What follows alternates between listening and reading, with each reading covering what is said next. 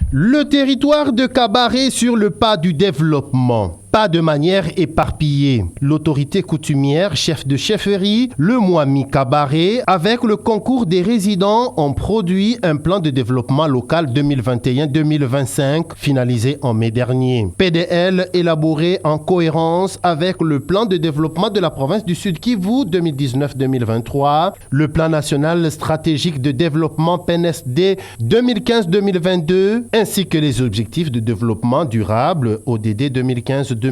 Profitant de son séjour à Kinshasa, Mwami Kabaré Rougemanizi de Nabouchi 29 expose ce PDL à ses sujets siégeant dans la capitale, parmi eux des membres du gouvernement, députés et sénateurs, bref, la notabilité de Kabaré présente à Kinshasa. Ce plan de développement local de la chefferie de Kabaré reprend les défis, urgences et pistes de solutions chiffrées, tels que ressortis dans les différents chapitres. Le grand défi, c'est d'abord la croissance démographique. Au jour d'aujourd'hui, nous sommes à 654 habitants au kilomètre carré. Nous avons deux grandes contraintes. C'est que d'un côté, nous avons le parc à l'ouest et à l'est, nous avons le lac Kivu.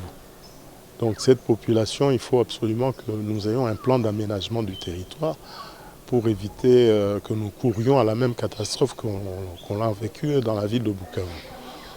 Le deuxième défi, c'est par rapport à l'entité elle-même. Il faut que nous redéfinissions avec la ville de Bukavu les limites, puisque vous voyez, la ville de Bukavu se trouve en fait au centre englobé par la chefferie de Kabaré. Alors la tendance, c'est que suite à la progression démographique dans la ville de Bukavu, les gens sont en train d'aller dans la chefferie de Kabaré avec tous les inconvénients qu'il y a, notamment dans la perception des taxes, parce que venant de la ville, ils ne reconnaissent pas qu'ils sont dans telle entité. Donc ce sont des défis. Nous avons des défis par rapport à l'eau. J'ai à peu près 4 groupements qui sont victimes d'épidémies de choléra, et ça régulièrement chaque fois qu'il y a une saison des pluies. Nous avons des défis environnementaux. Nous avions déjà un grand problème avec la multiplicité des carrières à moellon et à sable pour justement, l'urbanisation de la ville de Bukavu ou les constructions dans la ville de Bukavu. Maintenant, comme il y a très peu d'espace à Bukavu pour construire, on vient construire à Kabaré.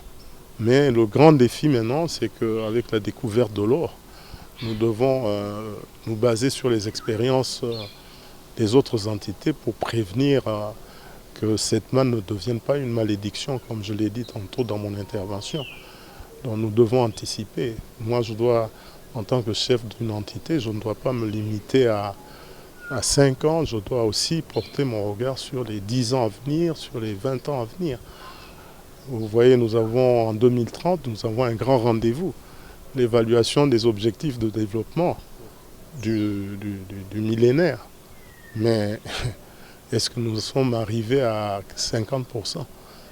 Donc moi, je dois aussi voir cet aspect-là. Nous avons des défis environnementaux.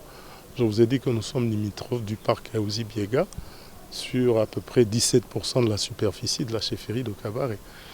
Le parc de Kahuzi-Biega, c'est un patrimoine mondial, mais au-delà de ça, par rapport aux enjeux de la lutte contre le changement climatique, c'est un atout important.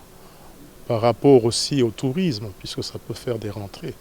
Donc moi, en tant que responsable de l'entité, je dois anticiper et voir dans quelle mesure avoir un plan qui puisse permettre aux gens de savoir où est-ce qu'ils peuvent construire, tout en préservant cette réserve à biodiversité qu'est le parc national de Kahuzi-Biega. Et vous savez que si la chefferie de Kabaré bénéficie d'appui des financiers, des partenaires internationaux, c'est en partie, ici pas en grande partie, à cause de ce parc national de Kahuzi-Biega. Donc il y a le défi de l'électrification. Nous avons la Cinélac, pour ne pas la citer. Malheureusement, là où est construite la centrale hydroélectrique de la Cinélac, à Momosho, tout le groupement est dans le noir. Un échange franc a suivi la présentation faite par Mwami Kabaré Rougemanizi II. Le ministre de la Défense nationale et ancien combattant, le général Kabanda, a lui dans son intervention interpellé les Congolais en général et les ressortissants de Kabaré en particulier à la conscience et à l'éthique en vue de matérialiser le développement. Mais ce qui est fondamental, à mon avis, il faudrait que ce soit Kabaré, que ce soit Awaloum, que ce soit n'importe où, l'intellectuel congolais doit se remettre en cause. Et ensuite, je pense que nous pouvons aller de là. Si nous ne nous remettons pas en cause, le rôle qui est le nôtre dans le pays qui est le nôtre ici,